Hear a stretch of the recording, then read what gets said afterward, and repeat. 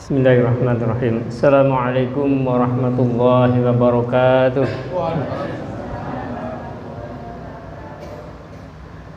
Alhamdulillahirabbil alamin wa bihi nasta'in ala umurid dunya waddin.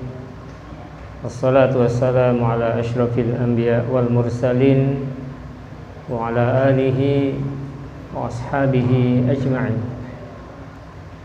Asyhadu an la ilaha illallah wahdahu la syarika lah wa asyhadu anna Muhammadan abduhu wa rasuluhu la nabiyya ba'dah. Amma ba'd. Usili wa iyyakum bitaqwallah faqad fazal muttaqun. Kama qala Allah Ta'ala fil Qur'anil Karim. A'udzu billahi minasy syaithanir rajim. Bismillahirrahmanirrahim.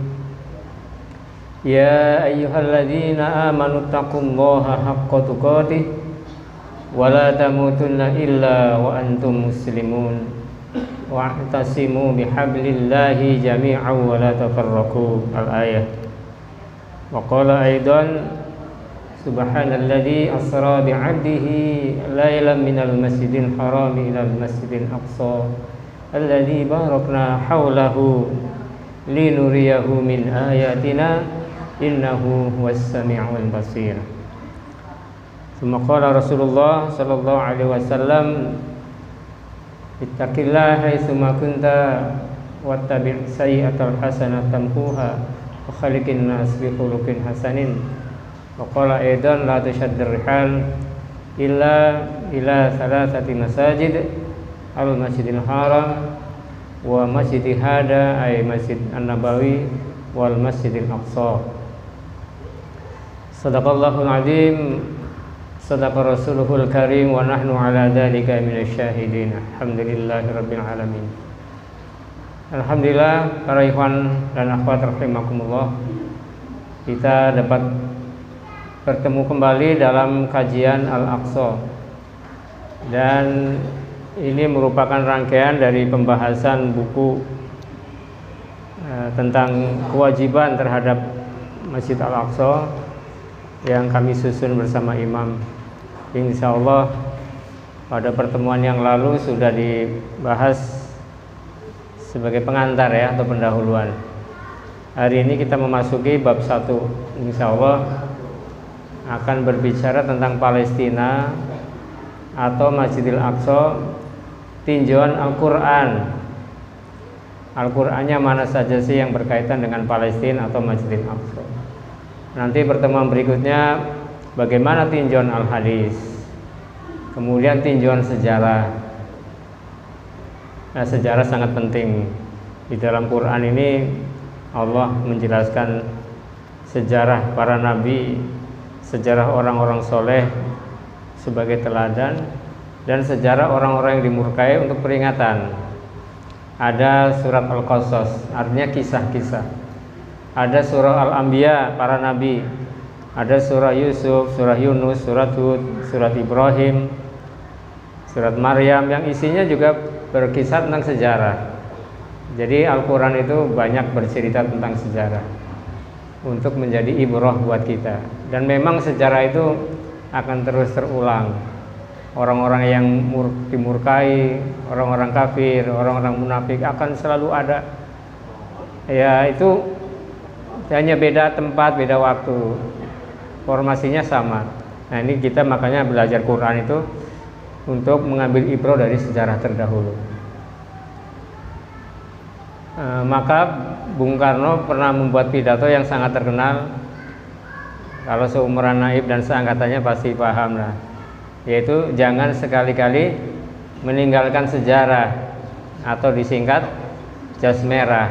Jangan sekali-kali meninggalkan sejarah, karena memang sejarah itu sangat penting. Nah, kemudian nanti ada tinjauan politik ya, karena bagaimanapun, karena sekarang sudah faktanya negara-negara itu nation terkait dengan politik. Bagaimana perjuangannya di PBB, bagaimana perjuangan kalau di sini partai-partainya sendiri. Di Palestina banyak partai-partainya. Artinya partai yang berafiliasi ke Kristen ada loh. ada yang ke ateis, jadi banyak sekali. Nanti ini pada bab berikutnya. Jadi insya Allah dengan membahas buku Masjidil Aqsa itu lengkap semuanya nih, insya Allah. Ini buku yang sudah disusun lengkap. Dan kemarin saya juga sampaikan ke Naib, mungkin nanti saya sampaikan juga wali yang baru di Jabodetabek. Inilah riasa yang pertama yang mengkaji Al-Aqsa, buku ini atas peran Ade dan para ikhwan semuanya. Nah, sebagai pengantar kita kalau akan melaksanakan amanah atau ibadah, kegiatan kan mesti ditanya dalilnya dulu. Dalil Qur'annya mana? Dalil hadisnya mana? Baru kita amalkan. Nah, tentang Palestina, kalau nama Palestina itu memang secara letterlek di dalam ayat nggak ada. Coba dicari di dalam ayat dari Al-Fatihah sampai Anas, nggak ada di situ tertulis Filistin, nggak ada. Tapi yang menunjukkan bahwa berbicara tentang negeri yang penuh berkah itu Palestina ada. Nah, itu yang akan kita kaji. Kan ayat itu ada yang tertera, ada yang tidak tertera. Kalau Masjidil Aqsa ada nggak dalam Quran? Ada. Tadi yang sudah dibaca kan? Surat Al-Isra. Ya, hanya pembacaan uli baksin, ya wawunya dianggap tidak ada jadi pendek. Seperti li ulul albab, li ulil albab. Ini juga uli baksin. Liyasu'ukum wujuhakum, liyasu'ukum wujuhakum, untuk menyungkurkan wajah-wajah mereka. Nah, itu Al-Isra ayat 1. Tapi bukan hanya Al-Isra, nanti kita akan coba kaji di dalam buku ini. Ayat-ayat yang berbicara tentang Palestina. Ya, kalau mau ditulis ayat-ayat berbicara tentang Palestina atau Masjidil Aqsa. Yang pertama, yang paling mudah dan hafal, surat Al-Isra ayat 1. Jadi Masjidil Aqsa tempatnya di mana? Di Palestina. Jadi walaupun tidak ada kata-kata Palestina, berbicara Masjidil Aqsa ya berbicara Palestina. Mengapa kita umat Islam, bukan hanya umat Islam di luar Palestina, warga Muslim Yerusalem dan sekitarnya sendiri tidak mudah untuk sholat di sana. Mau sholat harus melalui barikade tentara Zionis. Harus, kalau pemudanya ini digeledah. Yang boleh sholat itu 60 tahun ke atas nggak apa-apa, silahkan. Udah tua-tua. Kalau yang pemuda nih, ada Yunus nih, yang lain itu digeledah. Kalau namanya, kalau ada kayaknya masuk nih. Ali Farhan, wah ini radikal ya. Kalau nama-namanya yang kan dulu tahun berapa ya, 3 tahun lalu, orang yang namanya Ali Muhammad itu nggak boleh masuk ke Amerika. Ya karena ada masukan nama-nama yang Muslim. Nah, pemuda-pemuda itu digeledah. Kita di Indonesia gimana masjid-masjidnya? Alhamdulillah aman, penuh. Alhamdulillah. Jadi diberi kesempatan seluas-luasnya masjid, tapi sayang sekali belum sepenuhnya, terutama pada waktu sholat subuh. Nah, ini yang terus kita gerakan karena Zionis sendiri paham kalau subuhnya sama dengan Jumatnya, itu jamaahnya maksudnya, itu udah tanda-tanda kemenangan Islam. Itu mereka Zionis sendiri yang membuat statement yang mengatakan kalau umat Islam subuhnya sudah setara dengan Jumat, nah ini sudah tanda-tanda kebangkitan. Ini kalau Jumat penuh sampai belakang-belakang mungkin ada karyawan segala macam. Nah, kalau di suatu tempat, nah, alhamdulillah kita dalam jamaah insya Allah, di mana ada markas-markas masjid-masjid kita ya, di Sufa, di mana-mana insya Allah ya paling tidak walaupun belum menyamai Jumat ya paling tidak penuh lah. Nah, itu diantara tanda-tandanya sudah kita peroleh. Nah, Al-Quran surat Al-Isra ayat 1, nama Masjidil Aqsa yang memberi namanya itu langsung Allah. Allah langsung memberi nama Masjidil Haram, dan Masjidil Aqsa itu langsung Allah yang memberi nama. Kalau Masjid Nabawi siapa yang beri nama? Ya, zaman Rasulullah SAW, bahwa di sini akan dibuat masjid, masjid hada, masjid ini masjid saya, yaitu Masjid Nabawi di Madinah. Kalau masjid ini masjid apa Pak Naib namanya nih? Nurul Jannah. pesantren saya namanya Nurjana, saya surga ya. Istri saya namanya Nurjana. Siapa yang beri nama nih?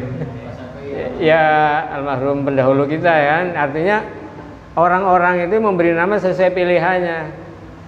Nah ini Masjidil Aqsa, Masjidil Haram, Allah yang langsung memberi. Coba ini Al-Isra 1, berarti artinya kalau Allah yang beri nama, harusnya umat Islam bertanggung jawab untuk menjaganya, memelihara.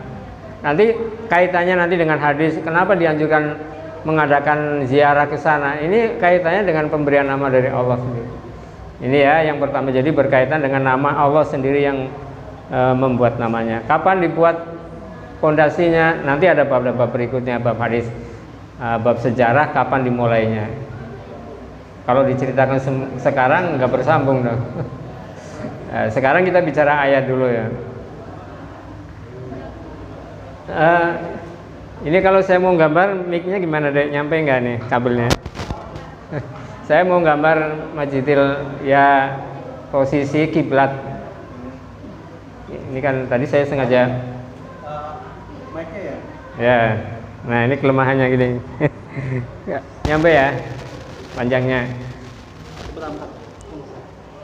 Nggak nyampe kayaknya. Saya ingin menggambarkan ke para ikhwan ketika sholat dua kiblat. Nah, mengapa kiblatnya? Pertama kiblat muslimin kemana? Kiblat pertama ke, ya jangan bingung nih. Al-Aqsa ya, baru kemudian ke. Nah sekarang supaya kita kalau digambarkan biasanya jadi paham. Ini gambar peta secara garis besar aja deh.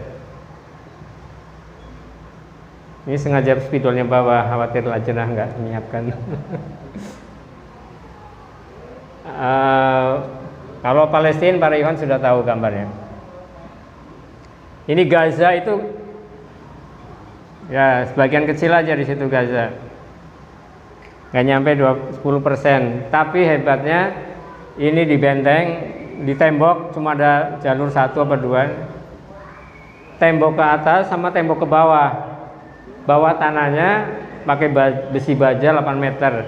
Kenapa bawahnya sampai di tembok juga? Takut terowongannya dari bawah untuk nyerang. Walaupun ditutup ke bawah 8 meter, terowongannya ke bawah lagi. Tutup 10 meter ke bawah lagi. Itu cerdiknya orang-orang Hamas. Di sini ditutup juga laut. Sini pasukan nelayan nggak boleh melebihi sekian. Coba ditutup dari 2006 sekarang. Dari darat, laut, udara, bawah tanah ditutup. Tapi hebatnya hampir 20 tahun ditutup, hidup mereka. Bahkan banyak sarjana, banyak dokter bisa buat senjata kalau bukan karunia Allah. Di antaranya karena sepanjang tahun mewisuda anak-anak tafid rata-rata 10 sampai 20 ribu orang. Dengan jumlah penduduk 2 juta tiap tahun biasanya Ramadan. Mewisuda nggak tanggung-tanggung 10 sampai 20 ribu anak-anak tafid.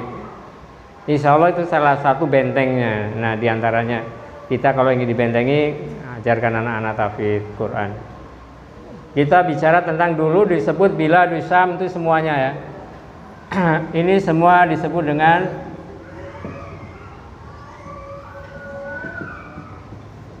negeri Syam. Syam itu semua. Tapi karena kemudian dijajah 1920 sampai dipecah-pecah menjadi 4 negara. Ini Palestina. Kemudian di utara ini Lebanon. Ya tadinya satu bagian ya. Kemudian sebelah sini Suriah. Ini Yordania. Jadi 1, 2, 3, 4. Di tetangganya di sini ada Mesir. Nah jalur Gaza kalau mau keluar negeri pintunya hanya lewat sini, lewat Mesir yang disebut Rafah. Rafah kalau mau membuka pintunya harus izin Israel dulu, koordinasi dulu sama penjajahan ya, sama juga akhirnya. Karena Mesir sudah menjalin hubungan damai sejak 76. Jadi Tapi uniknya kalau ini perang diserang terus menerus nih Gaza, kemudian Gazanya membalas, Zionisnya sudah mulai kewalahan, warganya protes karena diserang terus. Pendudukan Israel minta tolongnya ke siapa? Ke Mesir. Mesir tolong deh diajarkan gencatan senjata. Sebenarnya kalau gencatan senjata berarti mereka sudah mau kalah. Akhirnya Mesirlah yang menengahi. Faksi Hamas, Fatah sering ribut, belum menyatu secara utuh.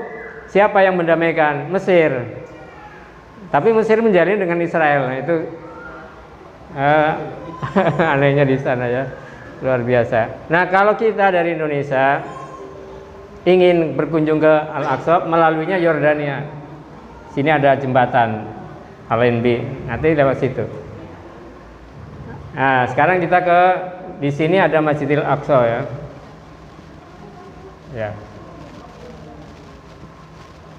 Masjidil Aqsa di sini berarti tepi barat. Kemudian di sebelah sini Arab Saudi ya. Sebelah sini Yaman dulu tempat ya kami kuliah tentang Al-Quds. Tadrib. Para Iwan pernah tadrib berapa hari? Kalau zamannya Naib mungkin dulu lama-lama ya Naib ya. Kadang seminggu. Zaman 90 itu luar biasa, sebulan langsung dikirim ke Kalimantan. Sekarang sehari aja udah diteleponin terus ya. Kapan pulang?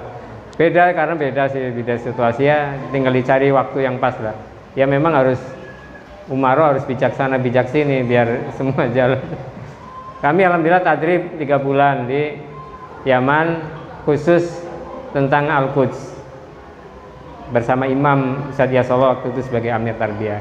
Semua menjabat gelar sanad Safirul Quds, Duta Al-Quds, tanda tangani langsung oleh Profesor Dr. Syekh Mahmud Muhammad Syam, Imam Masjidil Aqsa, Ketua Ulama Palestina. Ada ijazahnya tuh. Nah, kembali ke yang tadi ya. Ini Arab Saudi, ini ada Mekah, Ka'bah. Ya. Ka'bah di Mekah. Dulu awalnya tadi kiblat ya, Al-Isra 1. Ini Ka'bah. Mekah sini.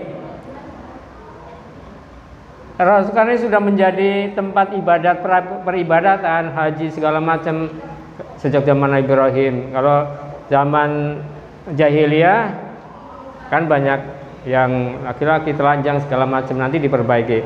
Nah, Rasul kira-kira sholatnya di mana? Dia harus menghadap ke sana ya, ke Masjidil Aqsa.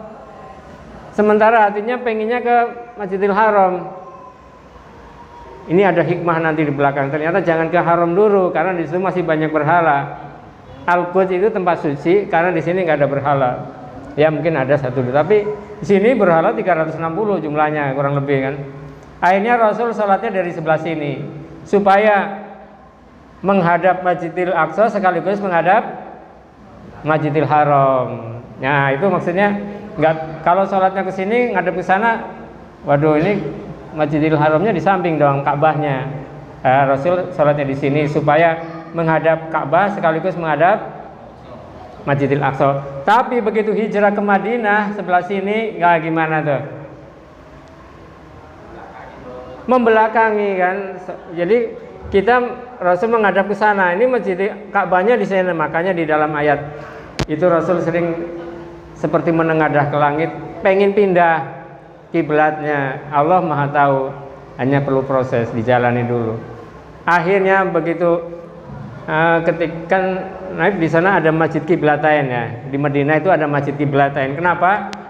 Masjidnya ada 2 kiblat. Ya, atau 2 pengimaman lah kalau sekarang. Ada yang ngadep ke Masjidil Haram, ada yang ngadep ke Masjidil Aqsa.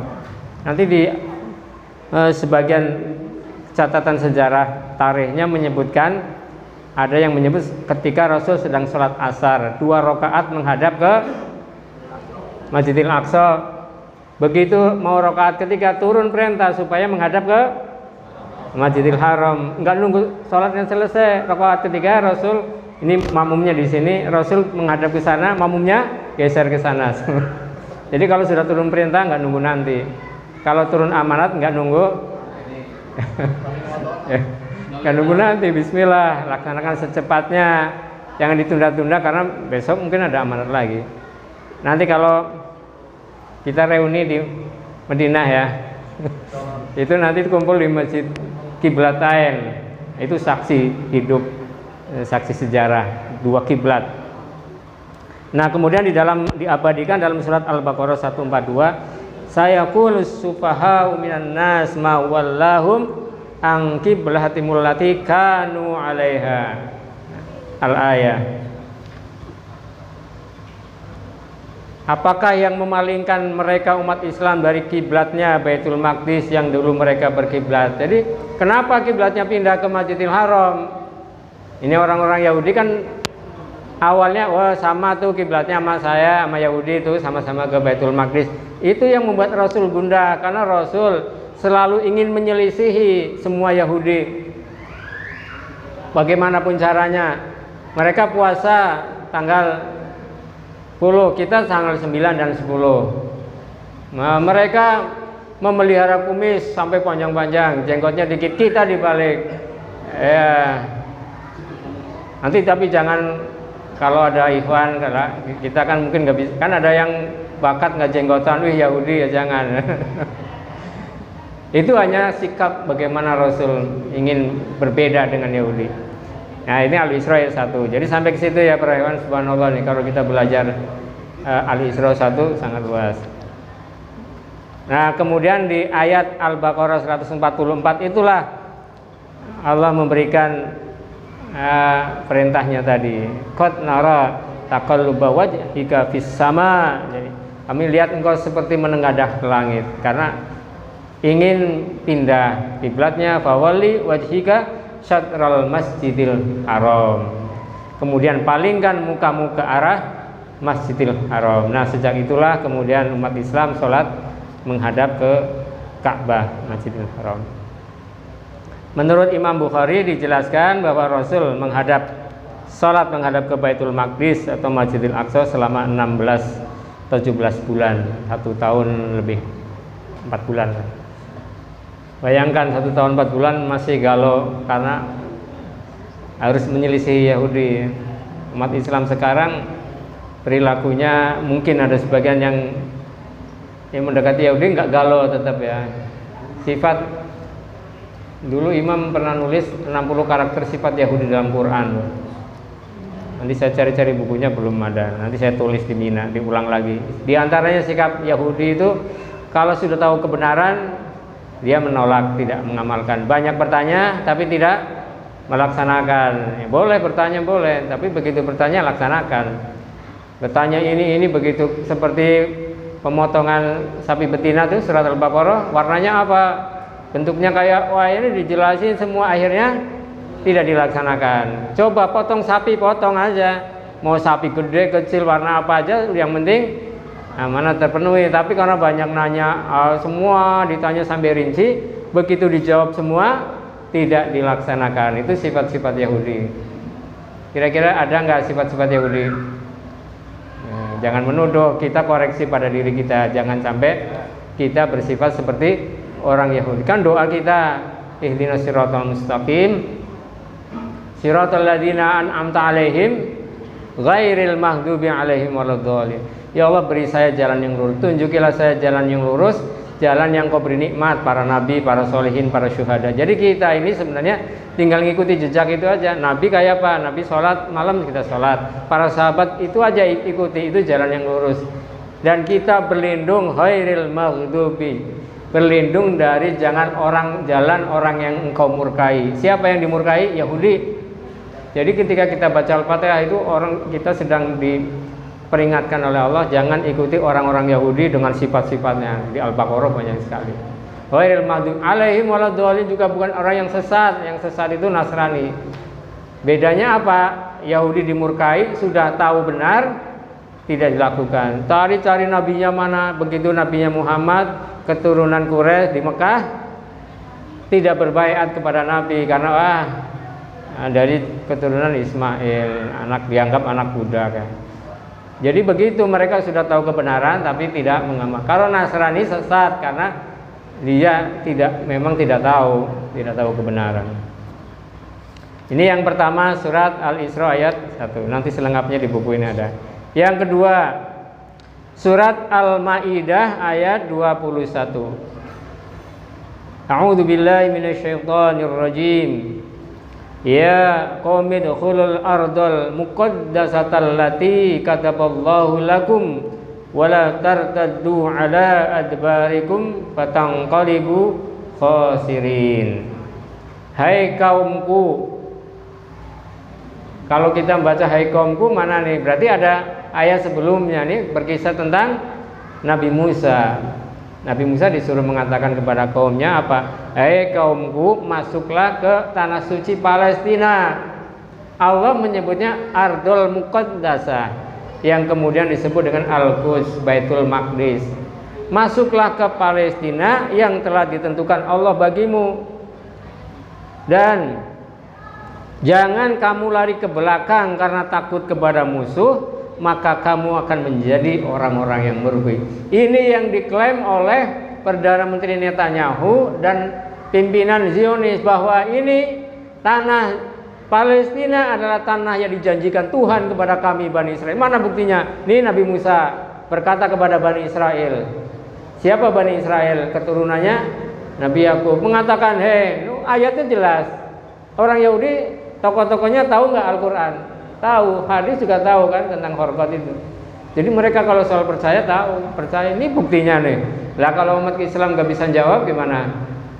Oh iya ya, tanah yang dijanjikan kepada kaumnya, kaum Bani Israel, kaumnya Yahudi.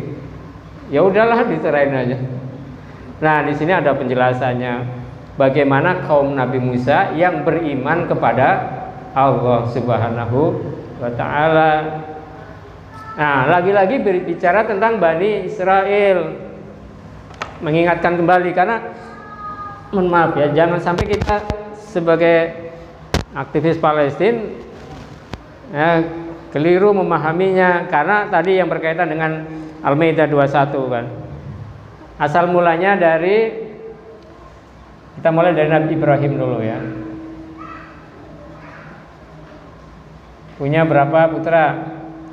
Ada 3 ya, 3 istri, 3 putra. Tapi yang kita sebut yang menjadi nabi, dari Hajar melahirkan Ismail, dari Sarah melahirkan Ishak.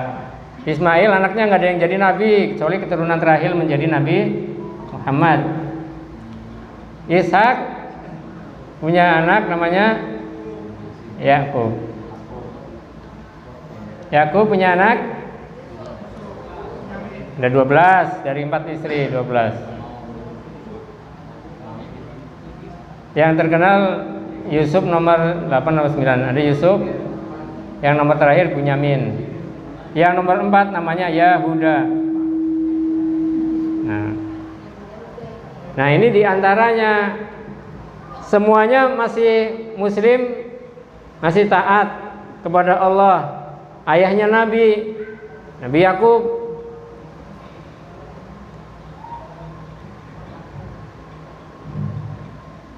Dan punya anak 12. Yahuda inilah yang anak keturunannya yang nanti banyak ingkar kepada Allah, bikin agama baru namanya agama Yahudi. Jadi Yahudi ciptaan manusia. Kristen Protestan namanya protes, sering protes, bikin agama baru namanya Kristen Protestan. Jadi agama-agama, ciri agama buatan manusia dinisbatkan kepada pendirinya. Pendiri agama Buddha siapa? Siddhartha Buddha Gautama. Jadi itu pendirinya. Jadi agama-agama semua ciptaan manusia kecuali inna dina indallahil Islam. Jadi agama itu hanya Islam yang diturunkan oleh Allah Subhanahu wa Ta'ala kepada seluruh nabi. Ini jangan keliru, Nabi Musa kalau begitu Nabi Musa Islam apa Yahudi? Ragu-ragu. Terpengaruh Netanyahu nih jangannya. Islam, semua nabi mentauhidkan Allah Subhanahu. Nah, inna dina indallahil Islam, yang diridhoi hanya Islam. Nah, kalau nabinya Yahudi yang nggak diterima sama Allah. Itulah, saya pernah baca buku sejarah SD itu sampai agama langit ada 3. Agama samawi yang turun dari langit 3, yaitu Islam, Yahudi, dan Kristen. Secara logika, masa Allahnya satu menurunkan 3 agama? Yang satu agama tiga agama, tiga Tuhan, Tuhan Bapa, Tuhan Ayah, Tuhan Anak. Yang satu Uzair putra Allah. Masa Allah mengajarkan suruh menyembah tiga Tuhan? Nggak mungkin. Jadi Allahnya satu, menurunkan agamanya satu, dari Nabi Adam sampai sepanjang hayat itu satu agamanya. Nah ini yang mengklaim tadi bahwa Nabi Musa adalah Muslim, Nabi Daud Islam Muslim, berserah diri kepada. Hanya beda syariatnya dengan kita, syariat pelaksanaan. Kan zaman dulu ada zamannya Nabi Musa, taubatnya harus bunuh diri. Kalau sekarang kan enggak. Itu yang beda syariatnya, agamanya tetap sama. Jadi sampai ke sini ya. Jadi Nabi Yakub nama kecilnya Israel. Sering jalan malam, kalau siang diancam mau dibunuh. Jalannya malam-malam aja. Israel bahasa Arabnya Abdullah, hamba Allah. Bagaimana kalau laknat Israel? Gimana dong? Israel nabi lah, jangan sampai. Itulah kelicikan Yahudi.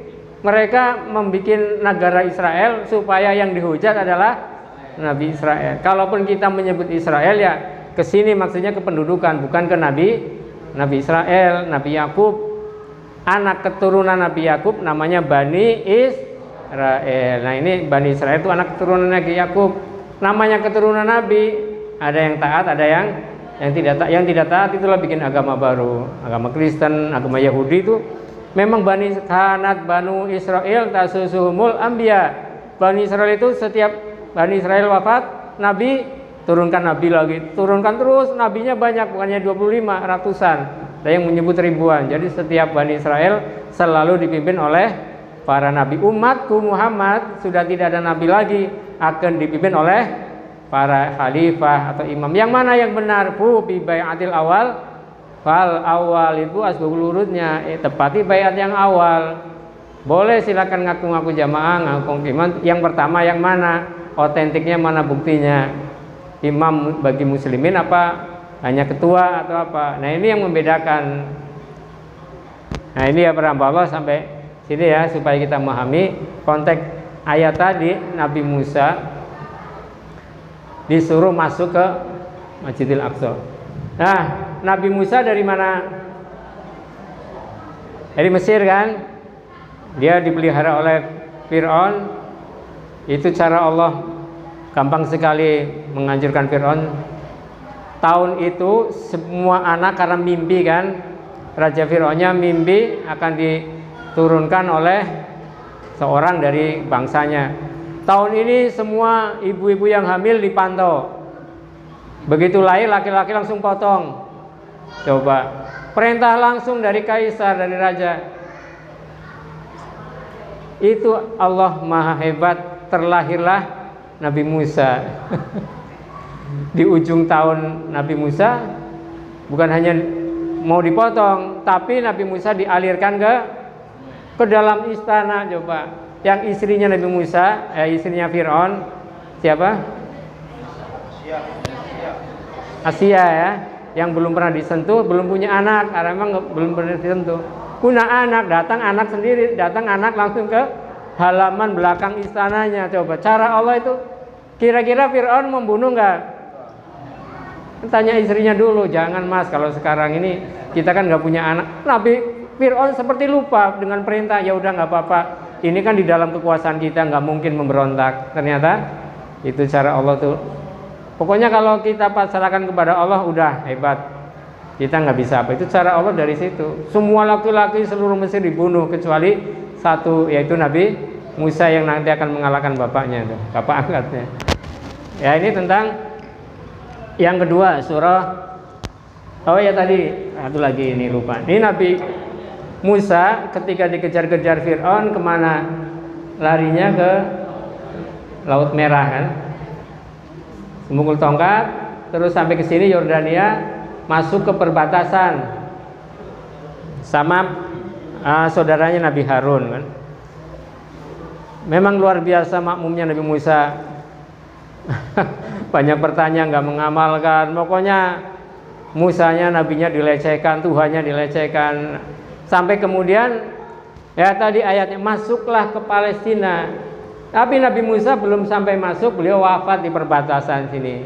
Dilanjutkan Nabi Harun juga wafat. Nah, kemudian siapa yang masuk ke Palestina? Itulah murid kesayangannya Nabi Musa. Siapa namanya? Kalau bahasa sekarangnya bukan Brigadir Joshua ya. Joshua, Yusa, nama Nabi Yusa itu. Yusa bin Nun, muridnya Nabi Musa. Bukan Joshua kemarin, bukan Brigadir J, bukan. Kalau orang Nasrani Joshua, Joseph. Yusuf itu Joseph, Ibrahim itu Abraham. Panggilan mereka. Kalau Daud siapa? David kan? David Beckham tuh. Nah, Yusa inilah yang kemudian masuk ke, berhasil mengalahkan orang-orang yang itu menjajah Palestina. Dia masuk ke kawasan Masjidil Aqsa atau Al-Quds. Terjadi perang sekian hari, begitu hari Jumat hampir menang. Mau sore sedikit lagi menang. Perjanjian terdahulu itu kalau perang lanjut hari Sabtu nggak boleh perang. Hari Sabat, hari suci Yahudi nggak boleh perang, gencatan senjata. Nah, Yusa bin Nun ini tinggal dikit lagi nih Jumat sore. Kalau ditunda besok, mereka konsolidasi lagi kan.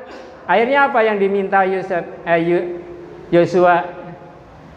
ini? Minta kepada Allah, ya Allah, aku makhlukmu, matahari ini makhlukmu, tolong ya Allah, saya minta matahari ditahan dulu, jangan turun mataharinya, biar saya perang sampai menang. Nanti kalau sudah menang, bolehlah matahari tenggelam. Coba permintaan Yusa bin Nun, akhirnya matahari ditahan oleh Allah, memenuhi permintaan Nabi Yusuf untuk memenangkan perang.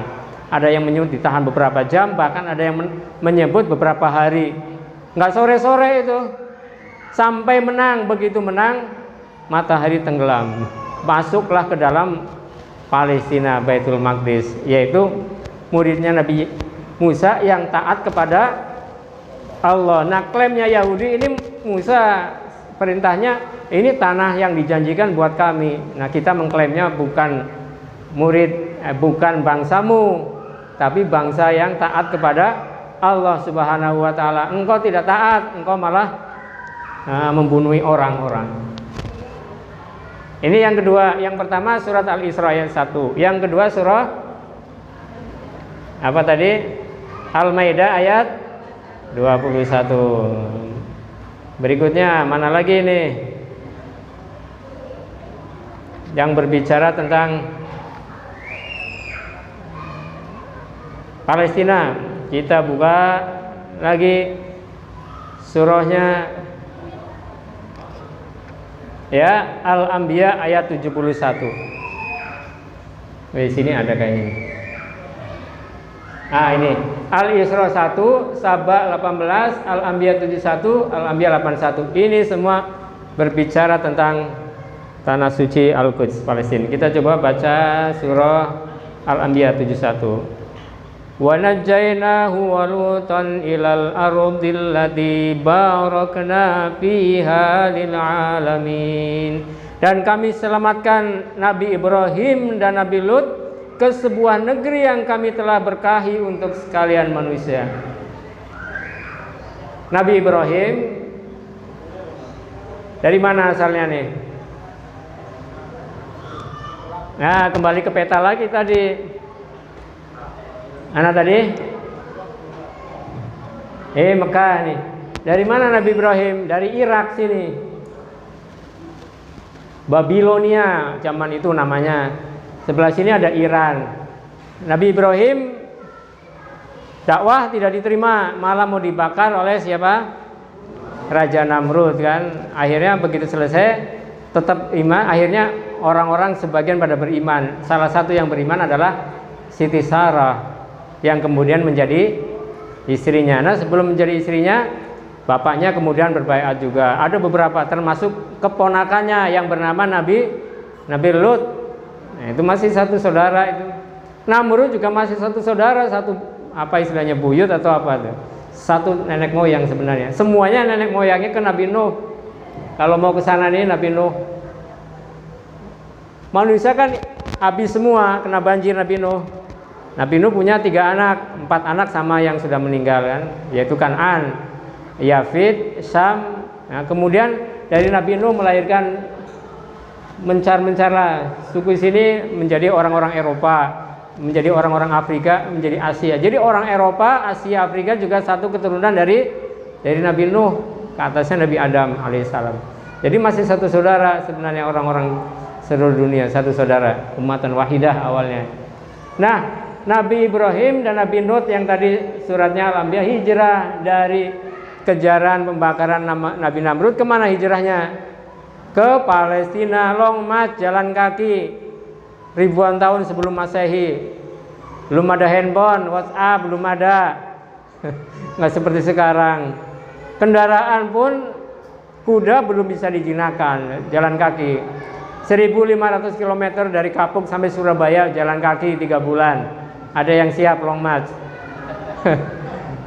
Lama kita nggak long march ya Naib ya, kayaknya gatel kakinya pengen long march. Soal long march, Nabi Ibrahim itu nabi yang paling banyak long march.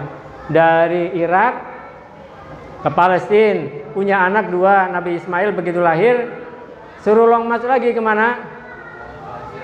Ke Mekah kan? Coba dari sini suruh hijrah ke sini lagi ke Mekah.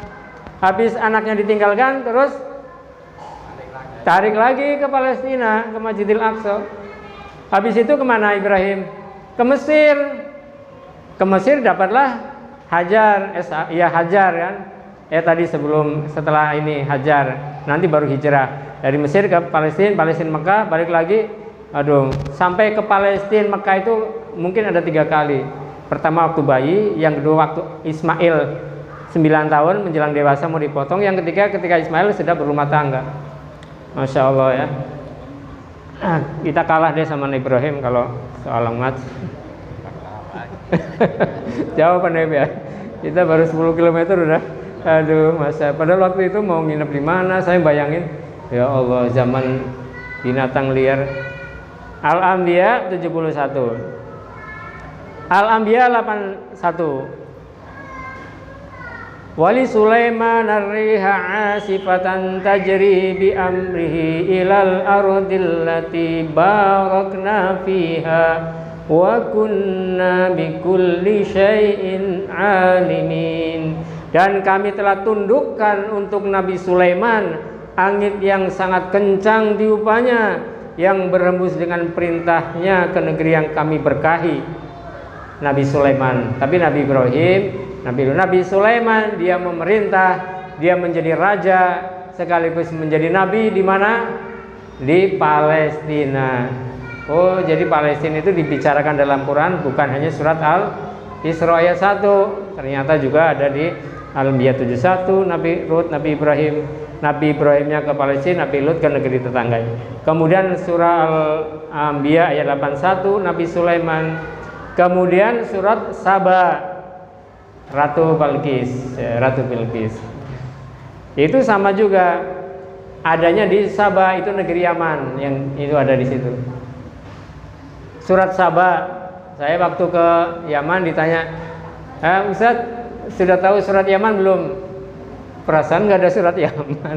Saya cari-cari di Quran, ada mana? Surat Saba. Oh iya, Saba itu Ratu Yaman waktu itu. Wah, bener juga nih. Nah, itu pinter-pinternya ente aja loh. Saba itu di Yaman, jangan lupa.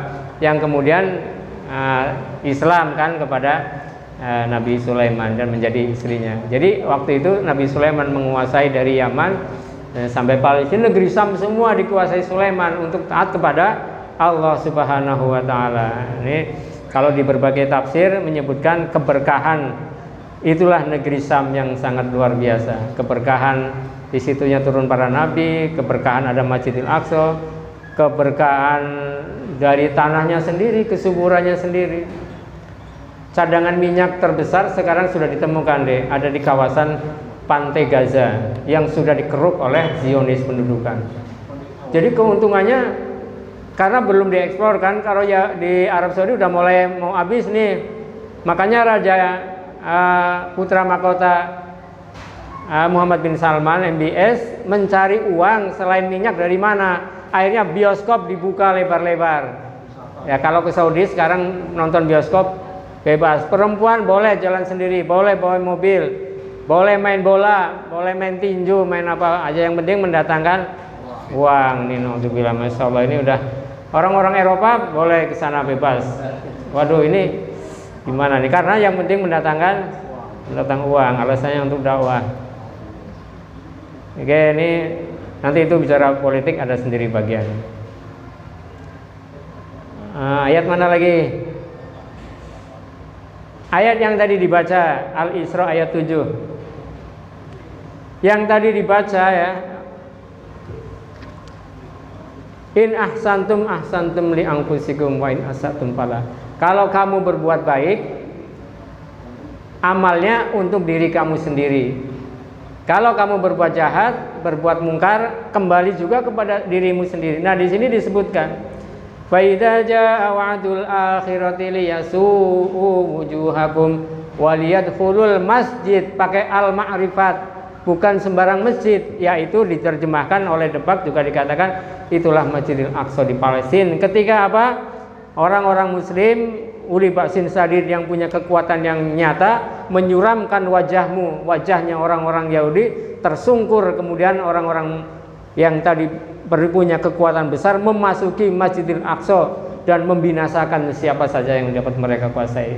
Ini orang Yahudi tahu bahwa suatu saat akan dikalahkan oleh orang-orang muslim. Bahkan hadisnya mereka juga tahu bahwa nanti batu-batu pun akan berbicara, bersembunyi di balik batu. Batu itu berkata, wahai muslim, di belakang saya ada Yahudi, bunuh dia. Mungkin kalau menerjemahkan batu ngomong, tapi sekarang batu sudah berbicara. Pasukan pemuda Hamas, jihad Islam, senjatanya apa? Ketapel pakai batu yang bisa membunuh, yang menakuti mereka. Sementara mereka senjatanya lengkap. Ini batu sudah berbicara. Jadi kalau begitu yang penakut siapa sebenarnya? Mereka senjatanya lengkap. Pemuda-pemuda Palestina cuma pakai ketapel. Kalau mau jantan ya, kalau mau gentleman mestinya senjata lawan senjata dong. Tapi orang-orang yang di tepi barat nggak boleh punya senjata. Negara Palestina yang kemarin isunya merdeka menyatakan ya dukungan lah Indonesia, itu memang dari dulu dukungan, tapi belum merdeka-merdeka. Seolah-olah dibuat memang tidak merdeka-merdeka. Karena faktor Amerika sebagai induknya jelas. 192 negara setuju Palestina merdeka, tapi kalau Amerika veto, saya nggak setuju, batal semua itu keputusan PBB. Berdasarkan veto, walaupun satu veto bayar, nggak jadi soal. Jadi kapan merdekanya kalau mengandalkan dari PBB? Nggak bisa, mesti di veto Amerika. Itu masalahnya kan. Yang punya veto kan 5 negara kan, Amerika, Rusia, Cina, Prancis, ya, Jerman. Jadi selain itu nggak punya lagi. Jadi 5 negara the big five punya veto. Semua negara setuju agar Rusia diblokade, tapi Rusia veto, tetap aja nggak berlaku. Jadi yang akan memenangkan adalah perjuangan. Mereka tahu la taqumusa, tidak akan terjadi kiamat sebelum Masjidil Aqsa dibebaskan oleh kaum muslimin. Jadi kalau sudah bebas, kayak dulu pertanyaannya, kiamat dong. Sekarang mau bebas apa kiamat? Aduh, soal kiamat itu urusan Allah. Kita urusannya berjuang. Sebab kalau urusan kiamat nanti enggak berjuang, daripada ntar kiamat besok. Akhirnya enggak berjuang. Berikutnya surat At-Tin. Nah, Wat-Tini ada di mana Tin? Di negeri Syam, nama buah sekaligus nama tempat. Zaitun di mana? Masya Allah. Jadi ketika kalau ada imam membaca atau saya membaca Wat-Tini, terbayang itu bagaimana tuh keagungan Allah membuat Wat-Tin, Zaitun, Tursina, itu berbicara tentang Palestina ya. Jadi bukan hanya Al-Isra ya, At-Tin.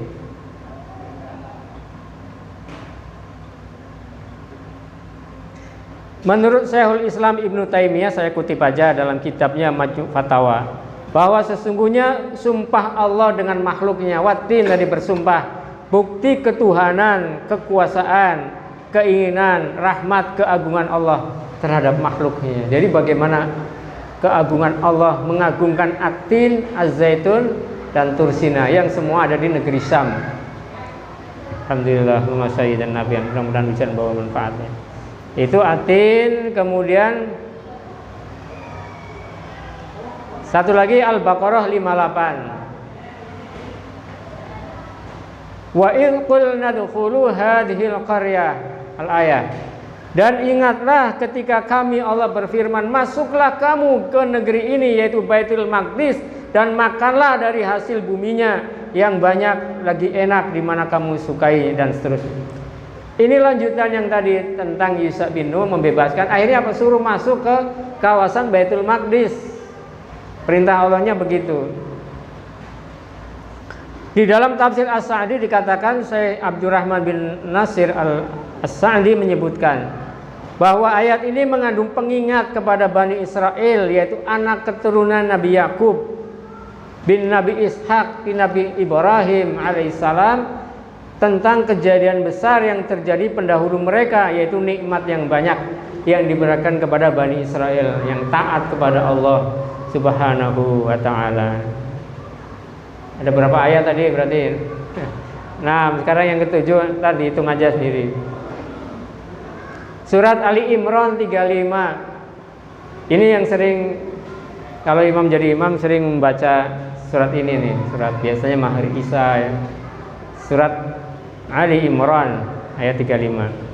In qalat imratu Imrana rabbi inni nadartu laka ma fi batni muharraran fataqabbal minni innaka antas samiul alim.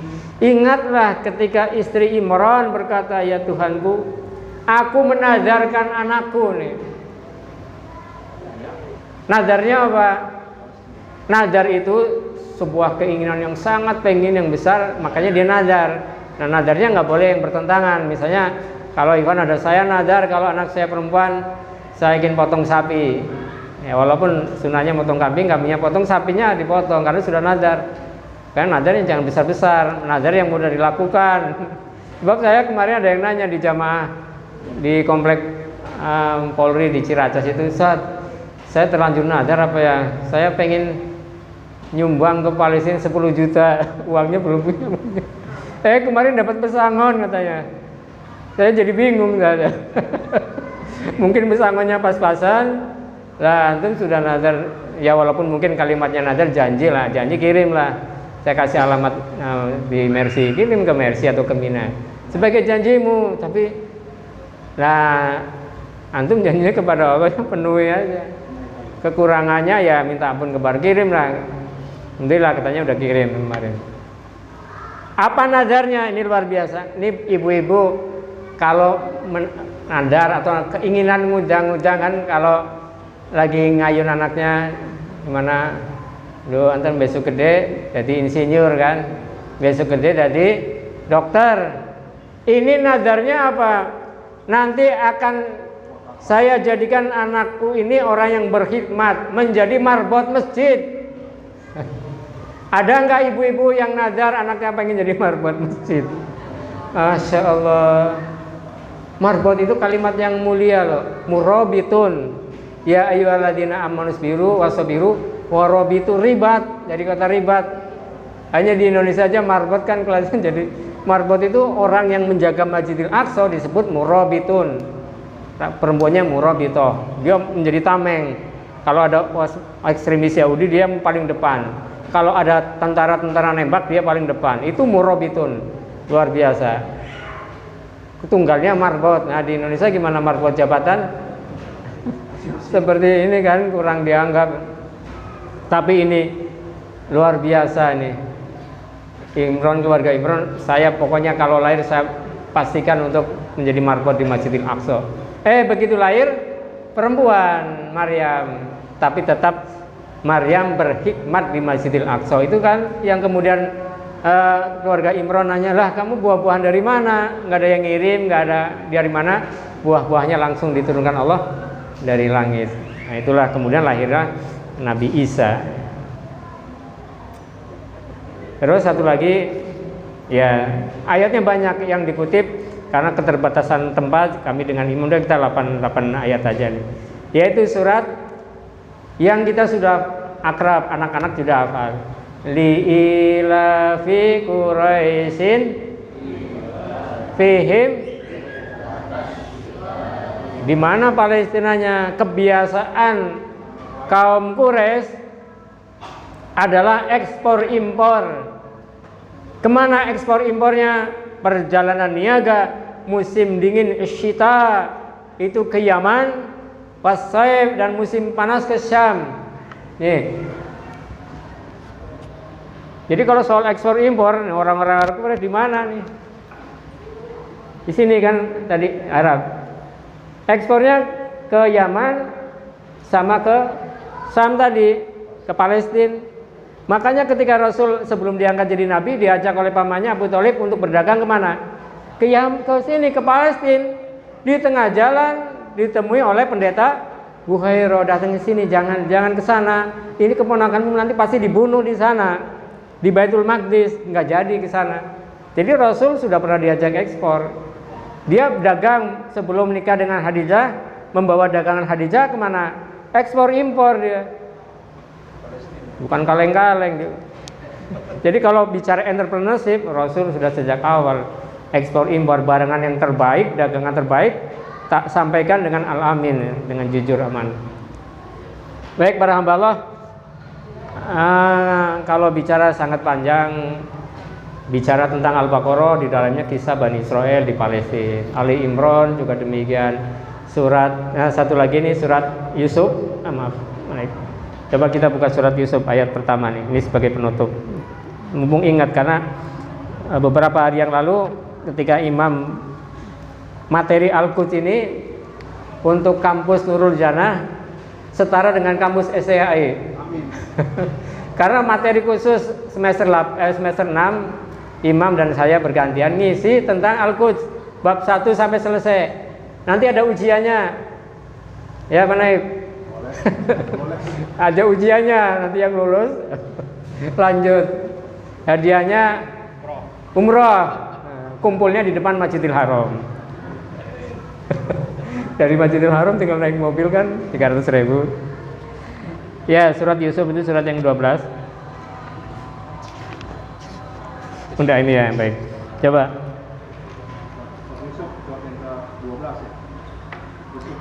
Ayat yang keempat.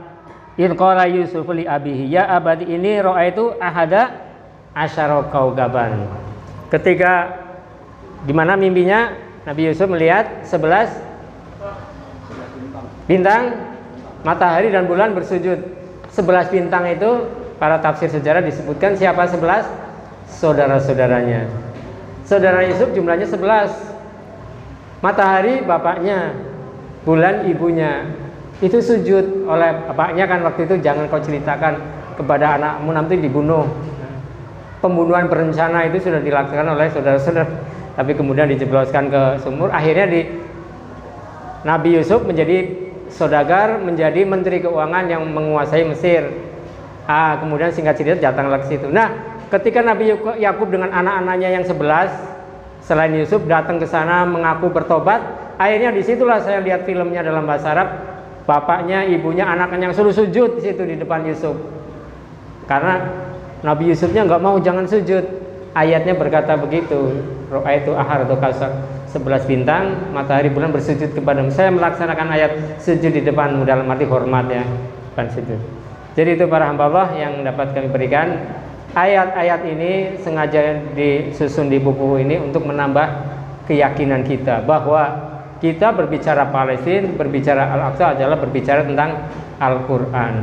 Nanti insya Allah yang akan datang berbicara Palestina, Al-Aqsa berbicara tentang Al-Hadis. Semakin meningkatkan kekuatan kita bahwa Al-Aqsa adalah milik umat Islam semuanya. Al-Aqsa, Al-Aqsa, Allahu Akbar. Alhamdulillah, aku minggum. Assalamualaikum warahmatullahi wabarakatuh.